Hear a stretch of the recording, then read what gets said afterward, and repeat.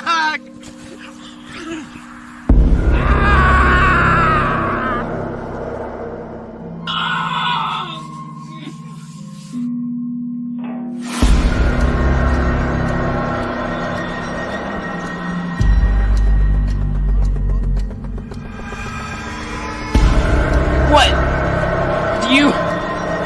Do you think this is just happening to you?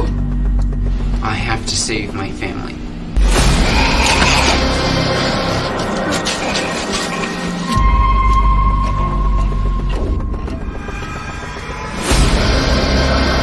He wants me to leave him.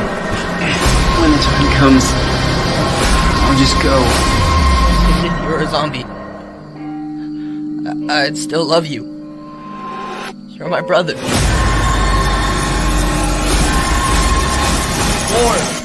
You swore you'd stay with us. I can feel everything inside of me, everything that's happening.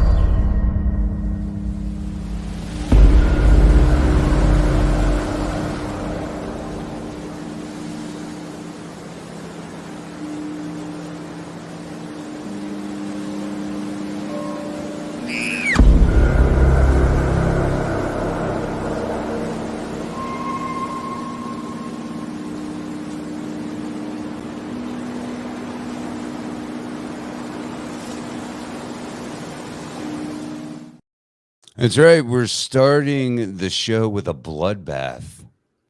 Oh yeah. that was awesome. Brit Sellers is my guest this evening. We're going to be talking all things zombies tonight because you wrote and directed this little bloodbath. Welcome to the Night of Living Dreds, Brit. Great to be here. All right, let's get into some zombie talk. This is now when I say you wrote this, I'm guessing because there's a book associated with this as well, and the link to the Amazon is scrolling by. There's a whole lot of things. I don't think you have to type all of that in. If you go to Amazon and just put in Blood Brothers, that's going to bring you to your book. How long ago did you write this thing? Well, the book is called Blood Brothers Life Harvest. It's available basically everywhere.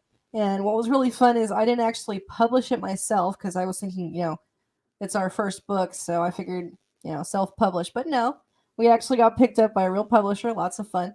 And now we're in Walmart and all over the place. I actually wrote Blood Brothers Life Harvest about 2 years ago, and it was in the height of COVID. And just the whole lockdown situation where everything was so, dangerous, and everyone was like, they were stockpiling food. Everyone was locked inside their houses. It was, people were dying, and it was really scary. Mm-hmm. And in the midst of all this, my family was facing some personal, really serious medical problems, and someone really close to me was really, really sick, and I was their primary caregiver.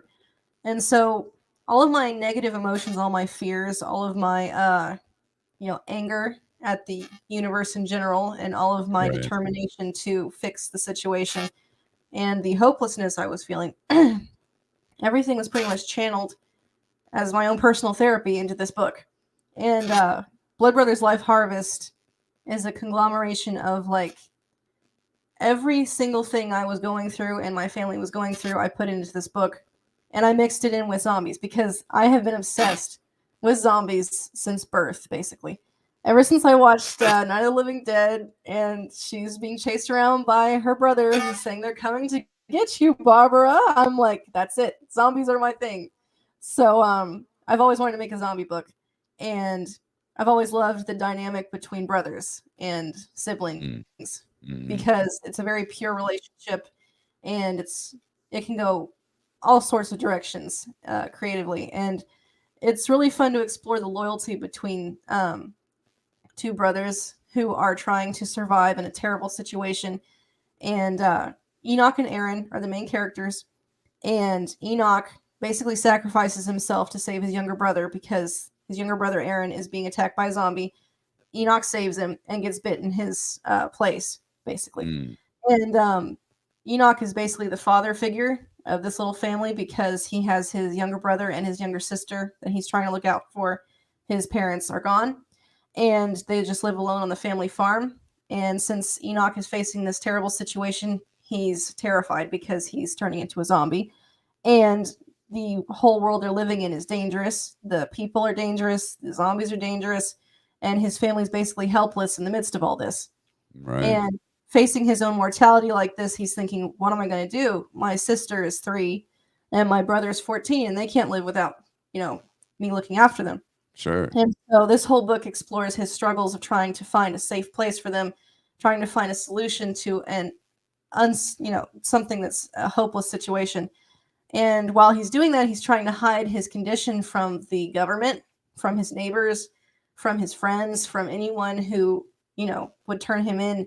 And in my book, it's a lot like the Crazies because the government is his I friend. was gonna say, not to cut you off, I was gonna say it does have the crazies kind of vibe to it, but that sibling dynamic is what I love, because as a matter of fact, my one of my sisters is in the chat room. So yes, that sibling thing is pretty cool. But yeah, it did remind me of the crazies a little bit. Go ahead.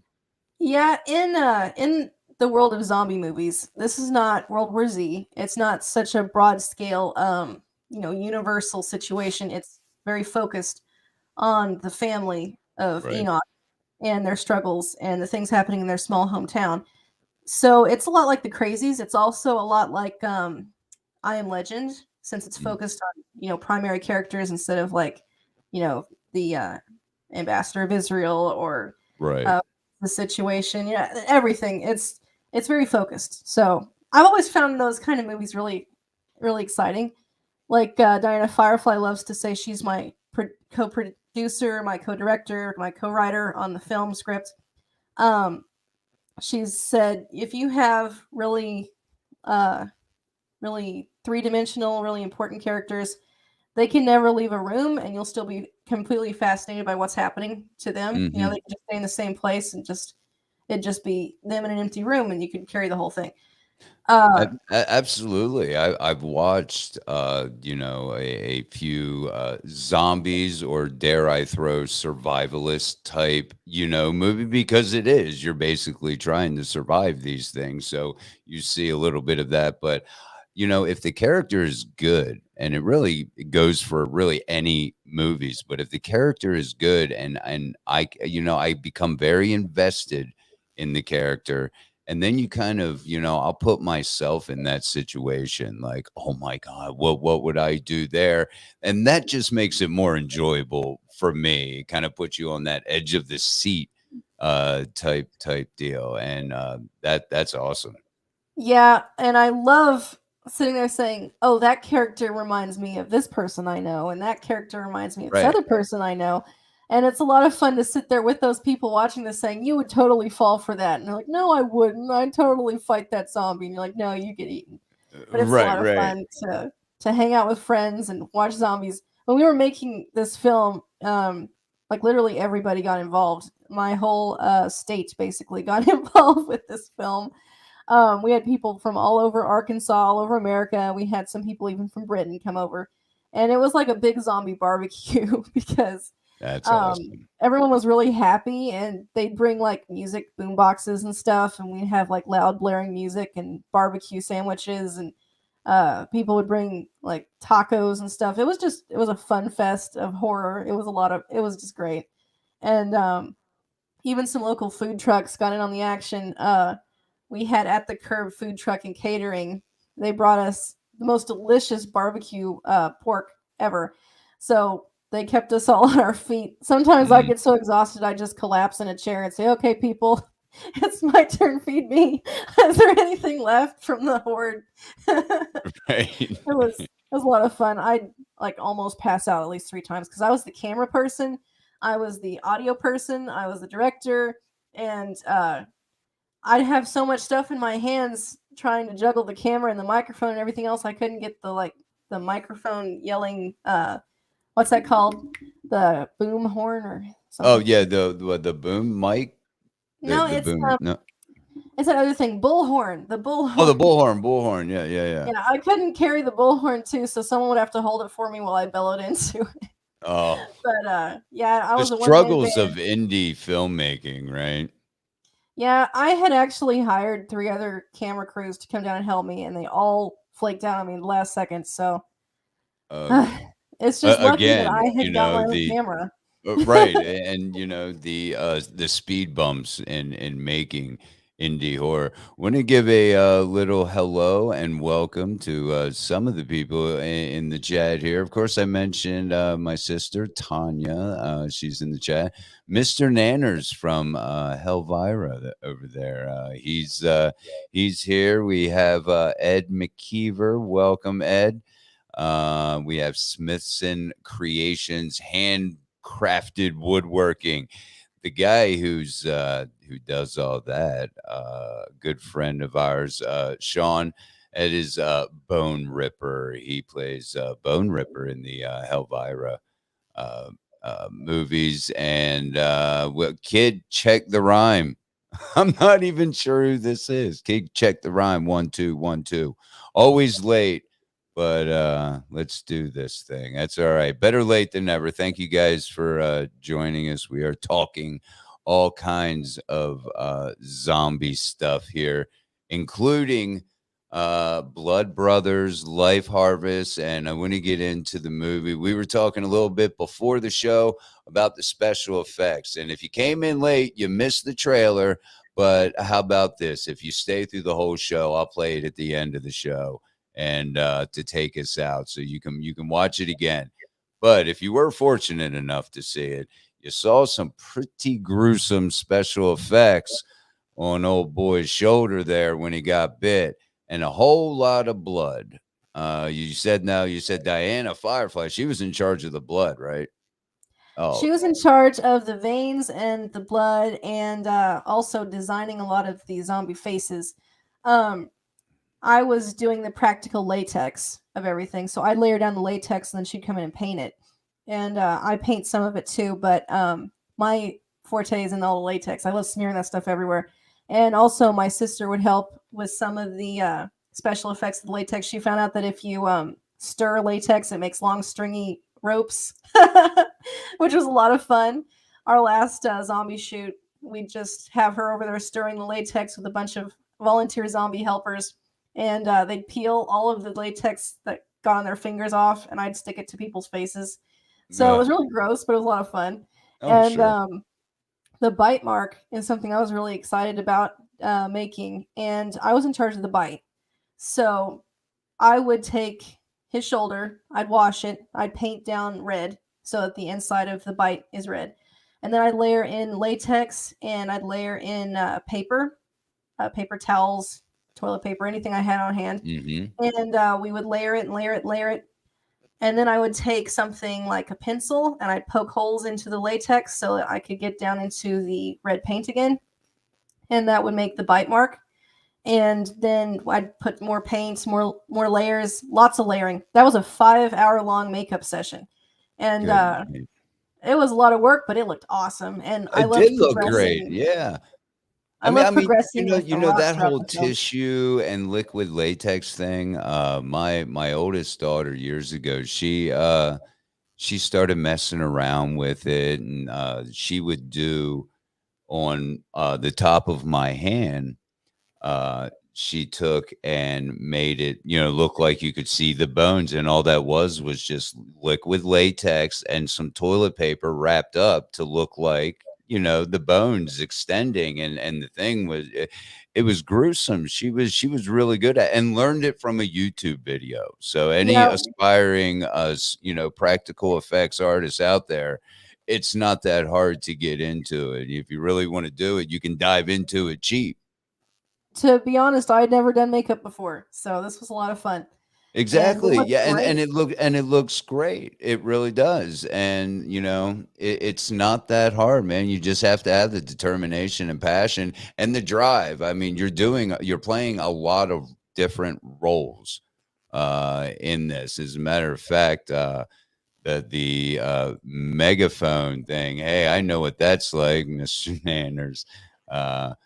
And It was actually Morgan Wellborn under that Mr. Nanners, under that sock. So directing films, yeah, he probably knows what that's like with the so you're doing all these different roles. You're messing with sound, you're doing the camera, all these different things, the special effects. Um, I'm guessing your total crew was not that large. My total crew was Diana Firefly and myself and my sister, and occasionally my aunt. So it was creativity runs in the family, and so the only people that were 100% able to be there all the time was my family, and so it was kind of like a labor of love. And we So get out there, and my aunt would do some of the veins on the legs and arms, and my sister would splatter blood on everybody. We used beet juice, so it was environmentally friendly. wow. And what all the zombies are barfing in the film is chocolate syrup. So everyone got really sick of chocolate syrup. Mm. Uh, I'd have one lady go around filling up everyone's mouths with the chocolate syrup, and they'd be like, "No, not again," because it's like 100-degree heat. And they're like, "No, I can't take any more chocolate syrup. I'm gonna die." And I'm like, "Just, it's fine. If you throw up, I'll just film it. It'll look great." Yeah, exactly. I mean, no take goes undone, man. Yeah. Yeah, sometimes I'd be hanging from like the rafters in an old abandoned house trying to film everything, and I'd try and get the best shot. I'd do the scene like 400 times because in my brain I know what I'm looking for, and until I see that one shot, I'm gonna keep going. And the more exhausted the actors got, the better the shot looked. So it just worked. They're like, "Can we Oh stop no, yet?" yeah, And I'm like, "No." absolutely. You know, They're I like, "But can't this is help the but think. 30th take." I'm sorry. What was that? They're like, "This is the 30th take, and all I'm doing is turning to look at the camera." I'm like, "Shut up, do it again."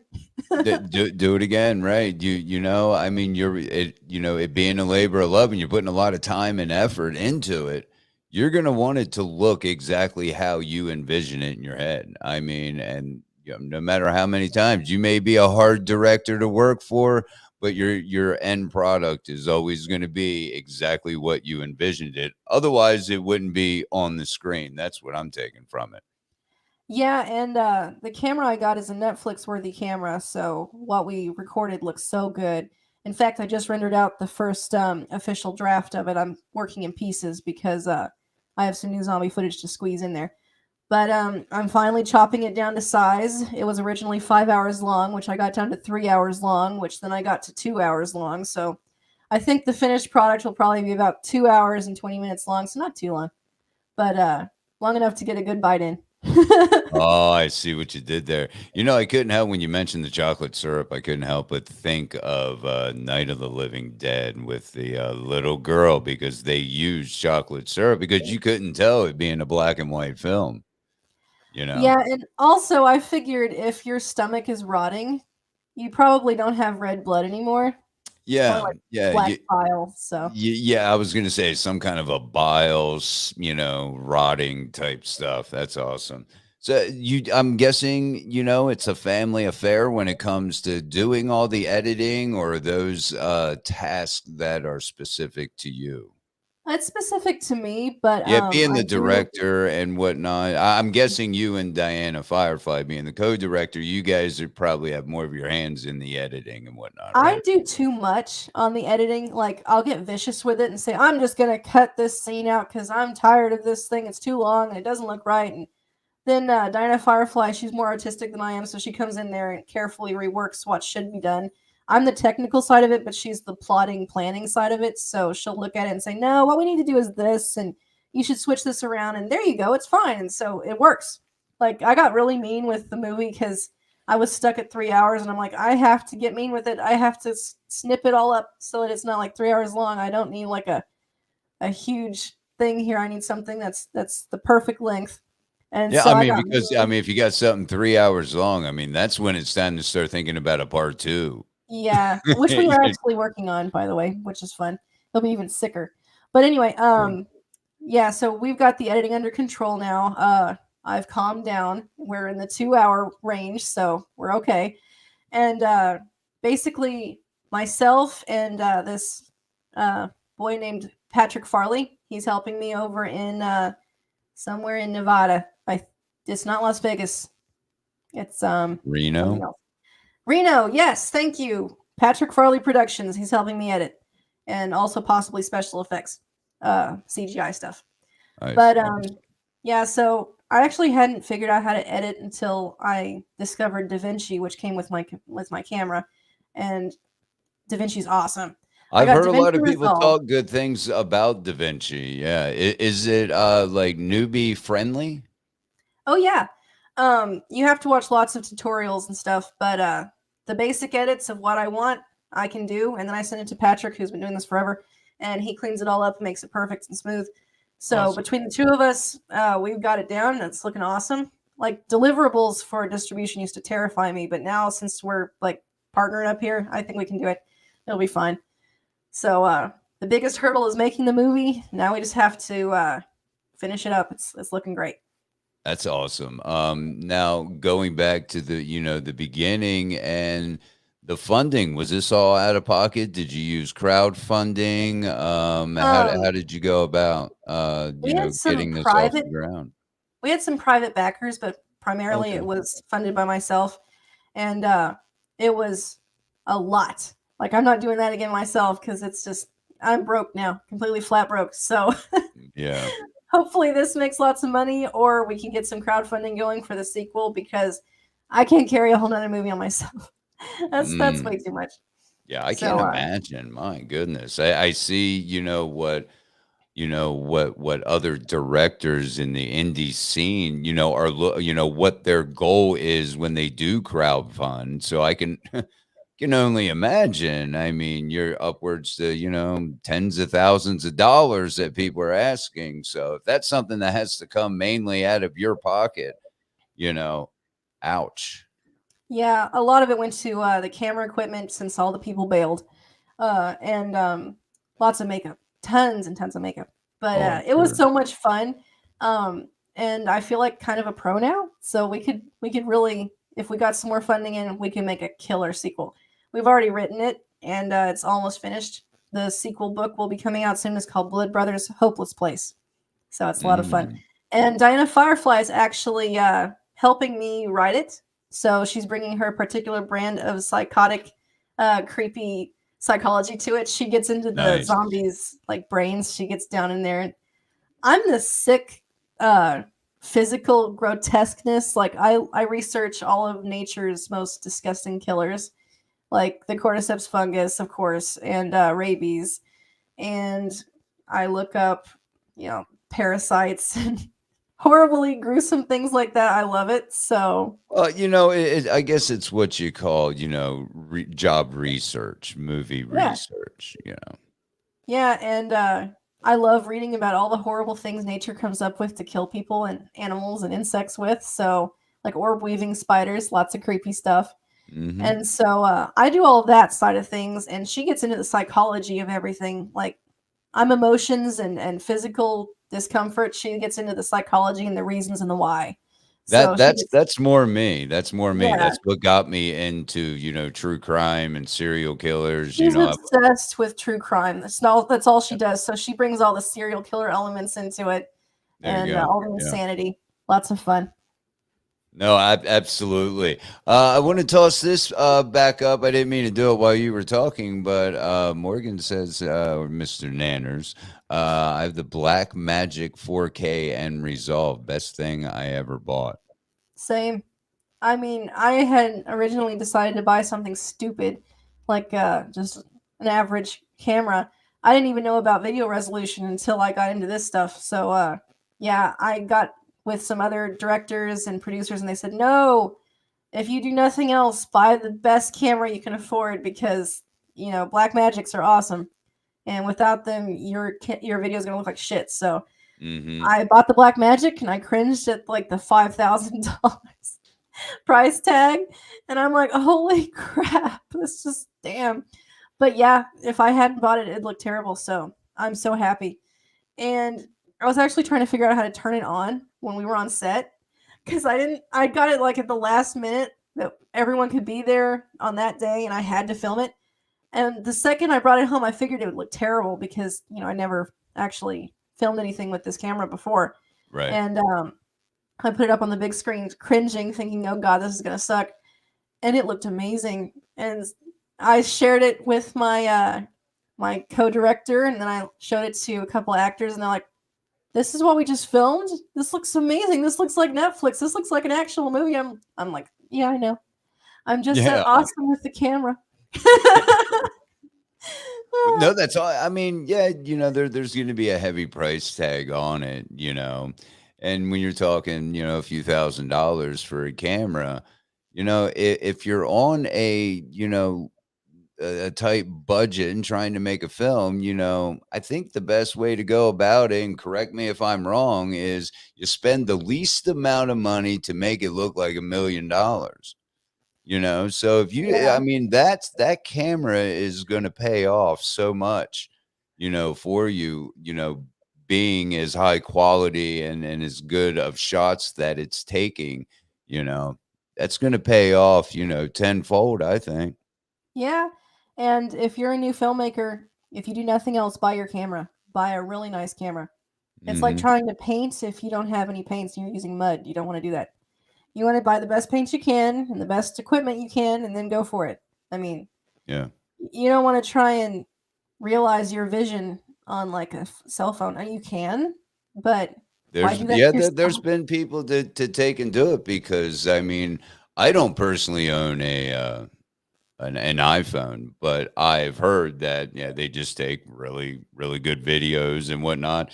And there's been people that do that, make little amateur films on their iPhone, and it And I doesn't. admire those people's creativity and their braveness, but I was not Sure. that brave, so I went for the black magic. And I'm kind of the same way. Well, we have Wild Bill, welcome Wild Bill, and Tom from This Is Tom's World.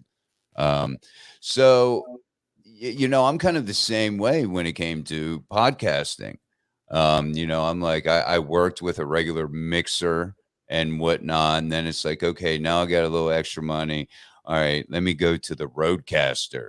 And that's like your all in one podcasting, that's the only thing you need. I'm like, I researched this for a little bit because that held a little bit of a heavy price tag, under 1,000. I'll put it that way. I think about time it was maybe about six or so.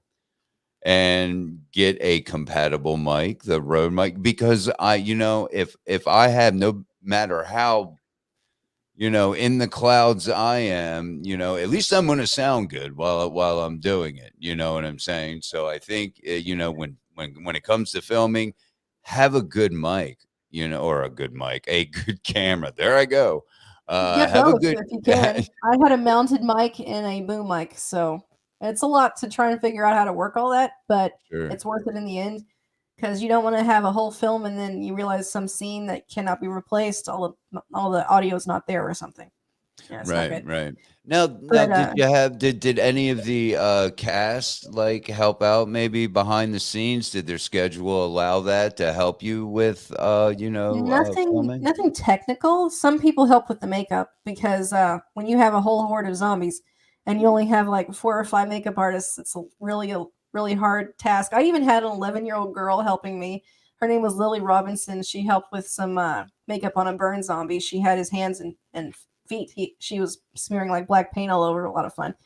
But most of the time they just got their makeup and they went out there and they really zombied out. I mean, originally I was going to use like your typical recipe for blood. Like I had some professional like horror, scary houses, haunted houses, people who did Hmm. makeup, and they had all these great recipes for blood. And so they'd bring their recipes of blood. I had Amanda Walker come in, and she's a haunted house lady over in Little Rock. She does the makeup for the haunted house over there, and she brought soap blood, and we I don't told the think I've zombies do ever not heard eat. of that. Yeah, do not eat the soap blood because it's like laundry soap. And so my sister was a zombie. She ate the soap blood, but she's Oh, okay. It was fine. okay. But I always use edible blood. That's what I'm saying. Always use. I guess that's why they always use. We've heard of the old, the food coloring and Kiro syrup, and that way, happens to you just having to swallow, it's be kind of sweet. Yeah, I won't make that mistake again. We just have to use chocolate syrup and beet juice. Beet juice looked great. So, I thought it looked really good too. That was one of the first things. I'm not even gonna lie. I'm not just saying this. But I was like, wow, because I look at that, like how good's the blood look? You see a lot of the old Italian horror, and it's that bright red, you or know, orange. or you're right, and it always kind of was like, yeah, the movies are great, but the blood just kind of turned me off. And I like stuff that looks like actual blood and isn't overdone in the red or what. And I got to say, that looked really good. Yeah, for the original bite attack, I had watched a bear that had attacked someone, and then I watched some shark attacks. I watched some real animal attacks, and I wanted to make it seem as real as possible. So, we would have his shirt was white, so we only had one take to do this with before the blood Oh, ruined it. God. And so, we filmed him running towards the zombie like 5 or 6 times, and then we had one shot at the blood because the blood transfer from the zombie would go onto his shirt, and it would wreck it if we tried to do any more because you have to stay consistent. So, Sure. we had him tackle the zombie, and he gets bit. Then we freeze, and then we go in there with the blood, and we splatter it wherever it wants to go because we take his shoulder and we put as much blood as possible in that area, and then we just let it go. And it was so disturbing that we had Bobby Batson's mom on set, and he plays Aaron, so Hmm. he's in there too, covered in blood. And she'd come over there and say, "That's not real blood, right?" And we're like, "No, it's not real blood." And she's like, "He's okay, right?" And I'm like, "He's fine. He's not even getting attacked here. This is the other boy getting attacked." And she's like, "Okay." She's just so worried because the blood looks real. And when Yeah. you're like standing there next to, this attack scene and people are screaming and there's blood everywhere and it's like raining, you're like, "Is this real?" Somehow in your hindbrain, you're like, "I feel uneasy here." It was lots of fun. No, that's got to be awesome. Before I forget, I mentioned that I came across a meme earlier, and I thought this would be a good point for such a zombie fan here. Let's see. Um, Zombies and mummies are the same monster. They just come from different socioeconomic backgrounds. That's great. You That's think there you clever. think there might be some truth to that? Well, yeah, I mean the pharaoh, he's a bit more well to do than the zombies in the trailer parks are. Sure. He started from the top, and from a socioeconomic standpoint, if you start Monopoly with all your Monopoly money, you're gonna win Monopoly. So yeah, Mhm. I think they went out in style, whereas the trailer park zombies just kind of lurch around with their, you know, usually flannel. They're like, we don't have headdresses or knives or anything. We just got our buck teeth and our flannel. So go kick some zombie ass.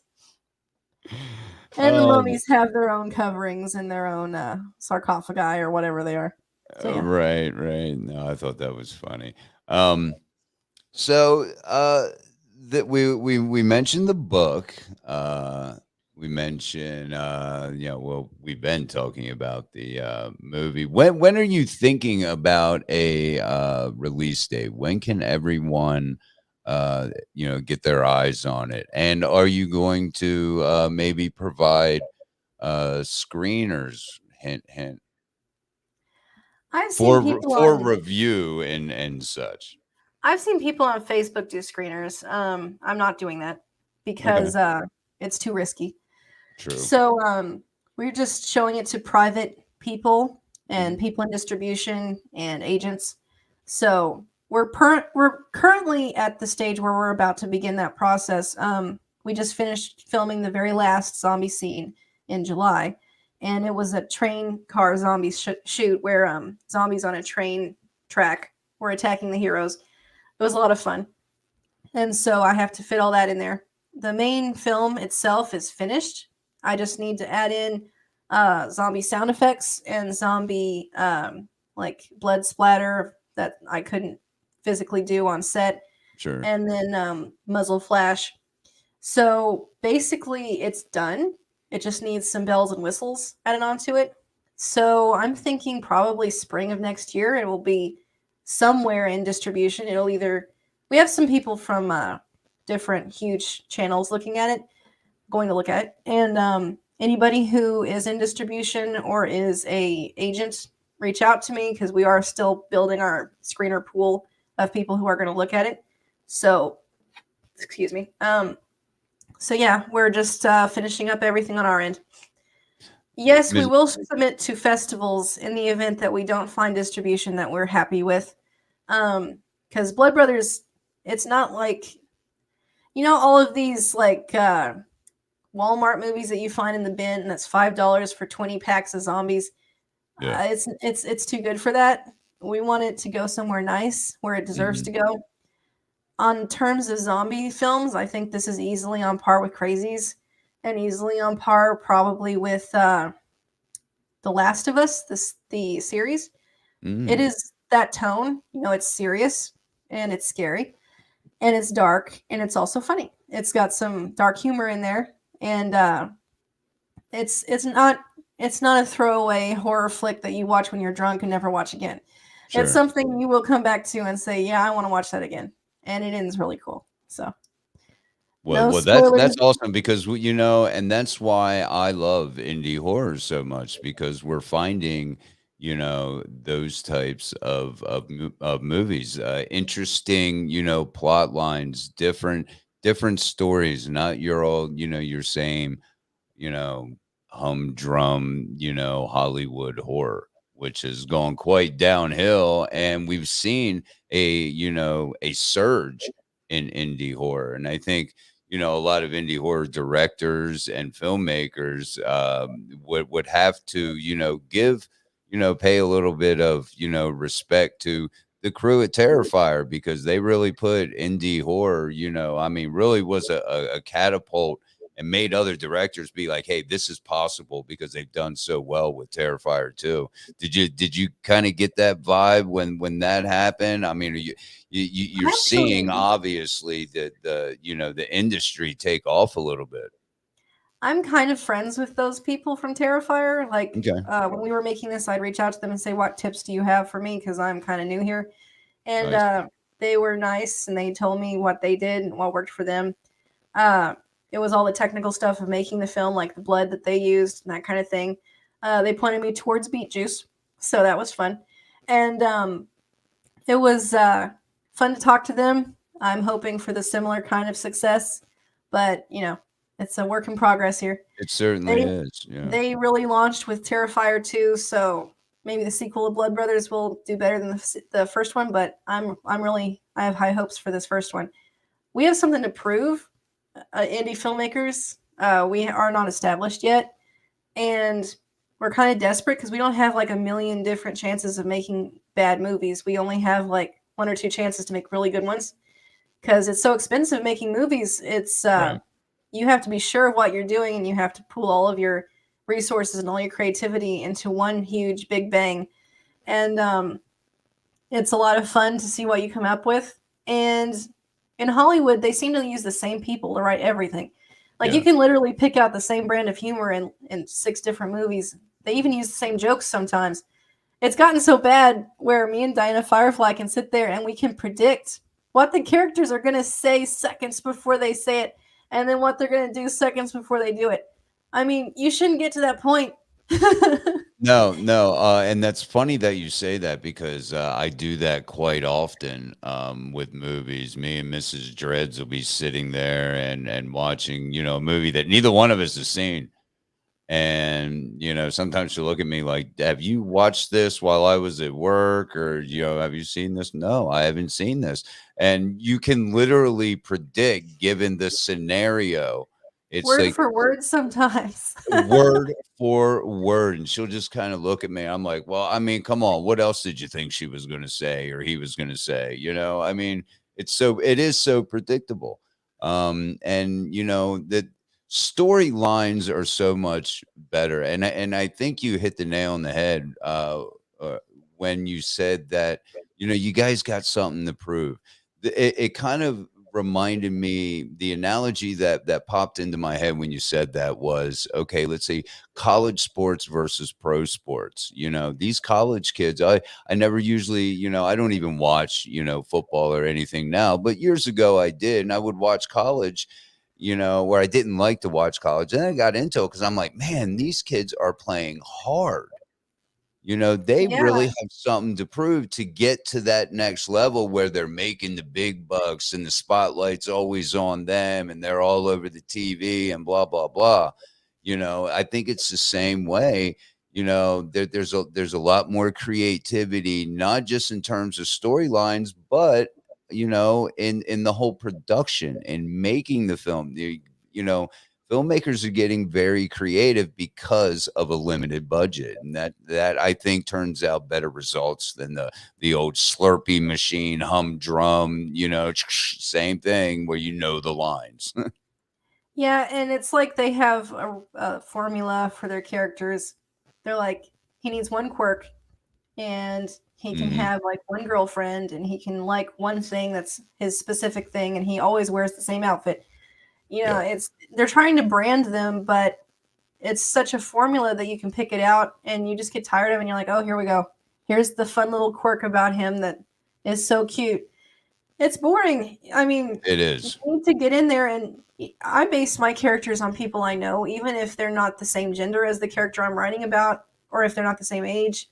Like, I'll take elements of someone who is brave or funny or cool, and Mhm. I'll merge them with my character just to make them more real. And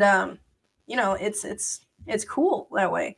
Yeah. Like some of the character conversations that my guys talk back and forth with, um, those are some of them are improv, some of them are from the actors' personal backgrounds. Like in one scene, I have one of my main characters talking about his grandma and things that she told him, and that was just spur of the moment. He was just commenting on something he found in the abandoned house we were messing around with. He's like, "Oh, my grandma told me about these," and so we kept that. It was kind of fun, and also conversations that are deep and meaningful. I would write into this book that were based on my personal conversations I'd have with my family members that were sick, or with neighbors who had lost someone from COVID sometimes. Mhm. And it was fun because life mirrors art. Yeah. And it was weird how this film just kind of made itself. I mean, I work like a dog, but it was weird how the universe helped Mhm. because I would not have like a place to film this, and then suddenly it would appear out of nowhere. Like someone would contact me, either an actor or just some random person, and say, "Hey, did you hear about this place over here?" It was like the universe was helping. And then Yeah. sometimes horrible things would happen to the actors off screen, off set, in their real lives, and they would bring that emotion to the set because we were filming all of this through, modern society, and modern society is very dark. And some things would happen where they'd lose someone or they'd see something and they'd bring that to the set. And I'd come up to them and say, "Wow, you did such a good job." And they're like, "Yeah, I'm channeling this that happened to me or that Mhm. happened to me." So lots of the emotion you see on screen is real, especially from Dakota, who is our hero freedom fighter.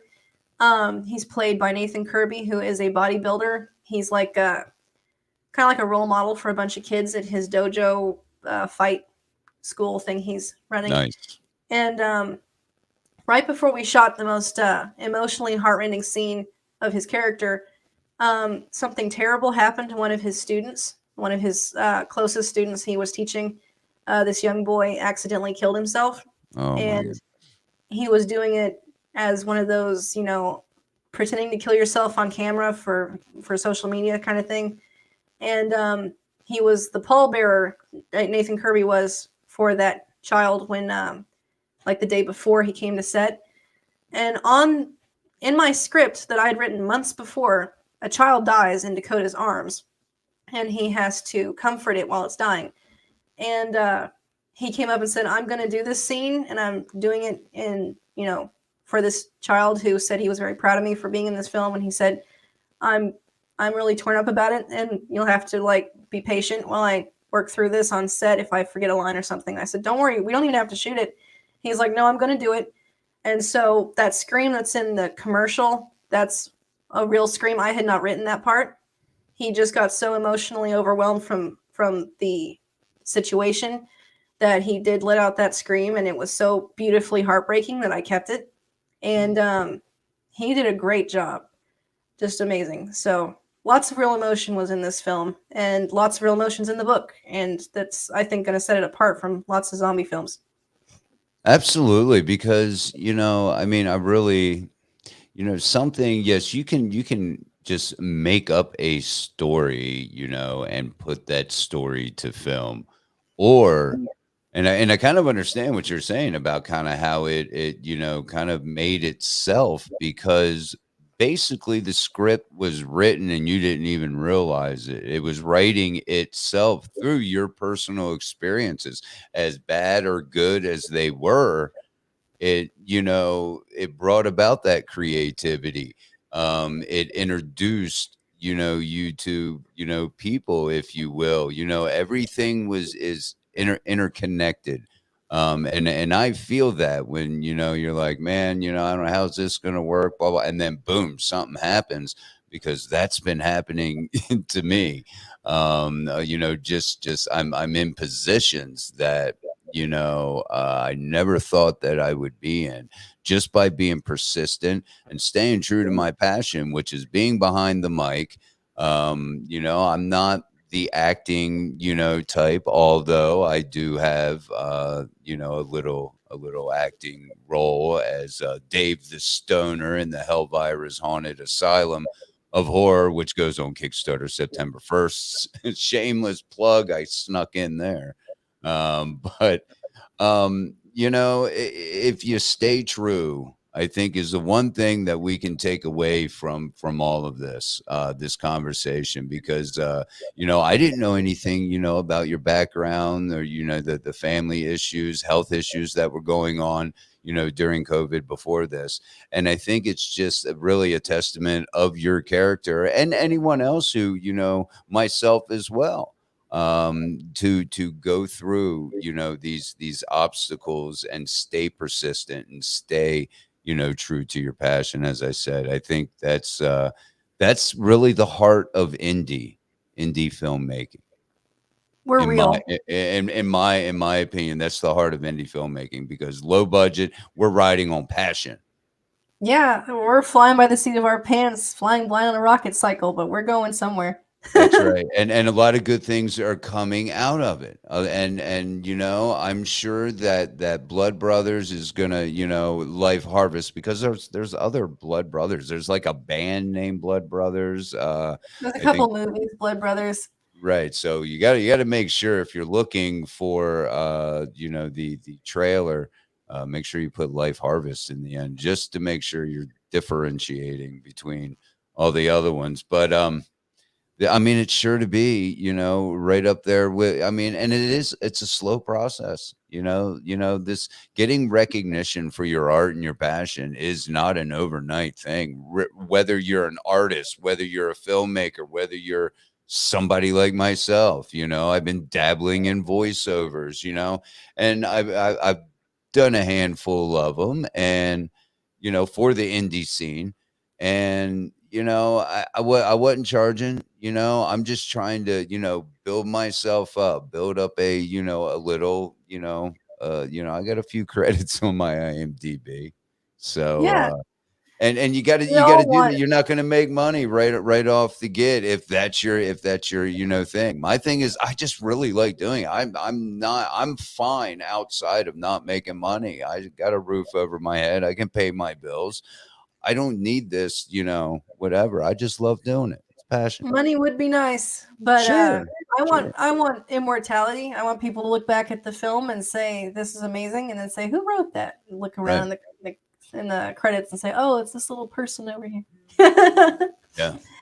Because if you look at like films from the 1920s, from the 1800s, little snippets of time, those shaky street films of just the people walking around in black and white, all those people are gone. That's the only record that they existed. And I want the money. That's a good one too. Money is great, and I can't make Sure. the sequel without it. So Blood Get Brothers that Life right. Harvest might be a one-shot wonder if you guys don't fund us. But yeah, I wanna make something long lasting and something people look back on to get scared, something to look back on to have fun. So yeah, we're gonna join the ranks of all the zombie films that came before us and hopefully stand out apart from them. No, oh yeah, exactly. You know, I felt the same way because I did a little voiceover for Helvira on the Run. And once I had that hard copy in my hand and looked there and, seeing my name on the back of a DVD, it's, something that's going to last for quite some time. It's in that little bit of history as small or big as it is, it doesn't really even matter. You have that little bit of, as you said, immortality. Yeah, And then to go in, people have go ahead. always felt like that. Like even the caves where they put their handprints up on Yeah. the cave wall. They didn't have internet and they couldn't make movies, so they just did their handprint. This is kind of Right, our right. handprint on things. All of the cave art and whatnot. Yeah. And then to hear myself on a DVD, something so formal.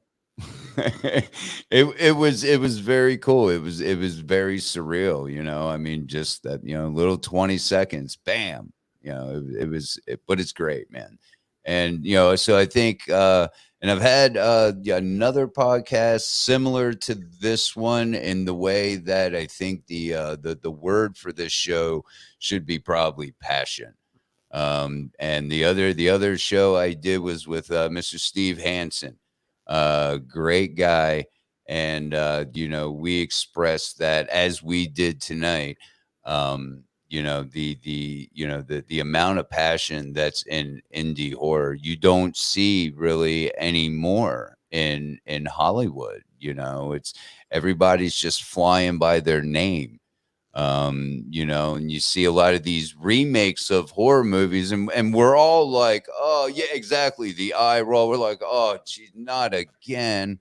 And you know I guess in a really sick business model way, it saves them money because they don't have to put out really a lot for promoting it because it's flying off of the name, that people already know. It's ridiculous, and half of it's shit anyway.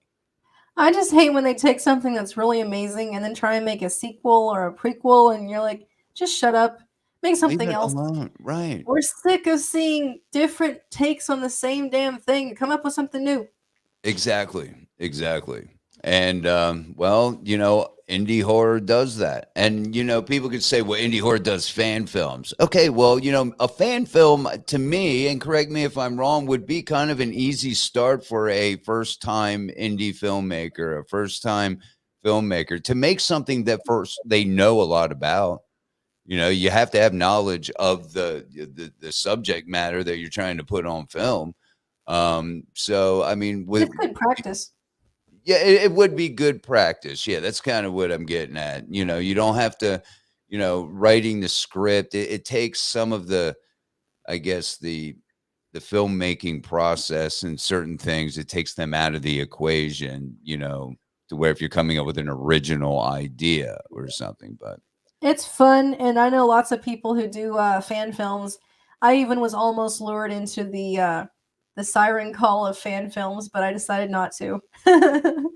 But yeah, I know one guy who does Star Trek, a really really successful Star Trek series, and we actually went over to his studio to film some stuff. It was lots of fun to go on the set of Star Trek, even if it was a oh fake wow, set. It was so cool. But yeah, these people are just fans, and they're happy and they're having fun. They want to share their crazy ideas with everyone else. Like I'm obsessed with fan fiction. I mean, it's not like you're not gonna like get published really from writing something about Harry Potter, but it's fun to right, read. And sure, it's just cool to explore creatively something that isn't so demanding as making your own film, your own, original film that you content, yeah, created from nothing. right. So it is fun, and I respect the fan film people, and I will watch your stuff. I will probably never join your ranks just because I'm too busy with my own shit. There you go. Right. And I do. I've watched, quite a few, fan films, and there's some pretty good ones out there. What's Um funny is that yeah. when the sequels of the Star Wars trilogy came out, you know, with Rey Skywalker and all that stuff. Oh wait, she's not a Star Skywalker, is she? Whatever. I liked the fan films better. Like I was left wanting from the Star Wars that Hollywood put out. I'm like, God, Kylo Ren's scene where he dies is so bad. I'm like, I'm just gonna go online and watch what should have happened with all these nerds online doing their own takes of Star Yeah. Trek and Star Wars and stuff. I mean, when Hollywood can't do as good as a fan film, you guys are doing something wrong. Yeah, there's definitely a problem with that for sure. And that's really the state that we're in. You know, indie filmmakers are really starting to, you know, make a splash. You know, when it comes to, you know, getting their stuff out there. I don't know, and maybe it's just because of the groups I follow on the old Facebook, but I'm always seeing another, you know, Indiegogo Kickstarter campaign. They're all constantly there. There's a lot of them out there, and there's, you know, we're not saying that every indie film is great. It's just like, you know, and not everyone is gonna like your project. You know, not you in particular, but if you're a filmmaker, you know, hey, you're not going to please everyone, you know, The but haters you are are. gonna hate, and we Yeah. have met with lots of hate. What's stupid is usually the hate is directed at the fact that we're women making movies. What? Yeah, I mean, even locally, like some really major assholes who are like men in the industry that are local, they're like, you know, go somewhere else. We don't want you here. They try and like spread rumors that you're fake or something. I don't know. They're just weird. But most of it stems from the fact that you don't want to reciprocate any kind of romantic advances from them. So, you know, you Oh, think this yeah. stuff is over, and then it's not. It's so stupid. Yeah, that's crazy because the, you know, the concept of your movie, the storyline is great, you know, so it's got to be something personal. And unfortunately, you know, you're going to find that, you know, you probably find that in, you know, in Hollywood. Yeah, I, it's I, much worse in Hollywood, I'm sure, especially for actresses. Ugh. yeah. You couldn't pay me enough to go to Hollywood and try and be an actress. Oh, Too no. scary. No, no. You know, I'm not really much of a, you know, never really wanted to get much into, you know, any of the acting or anything. I was, you know, I always say I have a face for radio. I'm best behind this thing here. I'm the man behind the curtain and Wizard of Oz. There you go, man. You don't need to see me. Pay no attention to the man behind the curtain. Um, but Britt, man, it was so much fun chatting with you about you know, the zombies and you know, your project coming out, what went into making it. Heard some cool little backstories there. Um, Tell everyone where they can go and you know, all your little social media links to keep up with what's going on in the world of Blood Brothers Life Harvest. Well, Blood Brothers Life Harvest is available in book form. It's on Amazon, it's on Walmart. You can just Google it, it's everywhere. It's available in every country and sometimes translated. And it's put out through WordWiz Publishing. Also, Blood Brothers Life Harvest, you can see the trailer and all of the behind the scenes and fun sneak peeks on YouTube on our channel of Scoffer Studios. And you can follow us on Facebook at Brit Sellers or at Diana Firefly, or you can just Google Blood Brothers Life Harvest. You'll find us everywhere. We've got some really fun write-ups from a bunch of horror magazines, and you can just check out all of our other projects we got going. We have an animated film coming out in about a year and a half called Dagon Troll World Chronicles, which is a steampunk horror that stars Tim Curry from Rocky Horror Picture Show, along with several Awesome. other amazing voice actors. So if you want to check out our stuff, just go all over the place. We're everywhere. I'm glad that you mentioned that that Dagon because I was looking at your IMDb and I made a mental note. I need to start taking written notes and writing them down because I made a mental note. Okay, make sure you mention that one. But thank you for doing my job for me. No problem.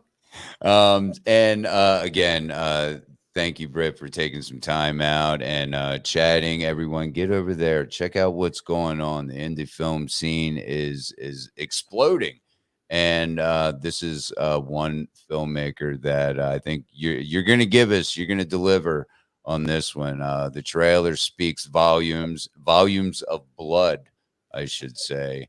Oceans. Oceans.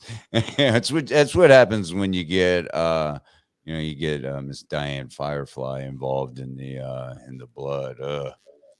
Yeah. Crazy things are going to happen. So thank you again. And as promised, for those who did not get a chance to see the trailer in the beginning because you showed up late, you were tardy for class. I'm going to play it again just for you because I'm a nice guy. Brit, don't hang up. I want to say bye to you when we finish. Here you go, ladies and gentlemen. The Blood Brothers Life Harvest trailer.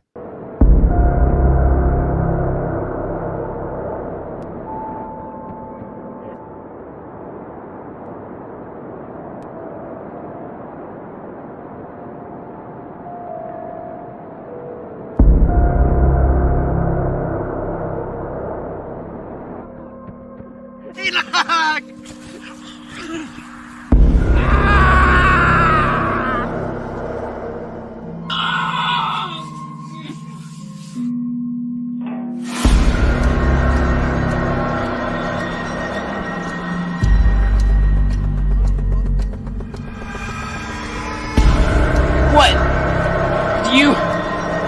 Do you think this is just happening to you? I have to save my family.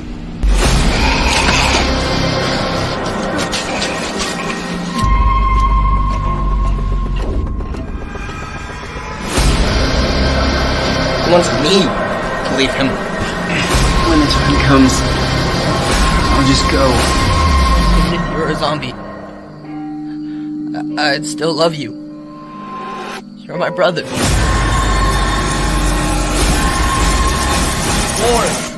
You swore you'd stay with us. I can feel everything inside of me, everything that's happening.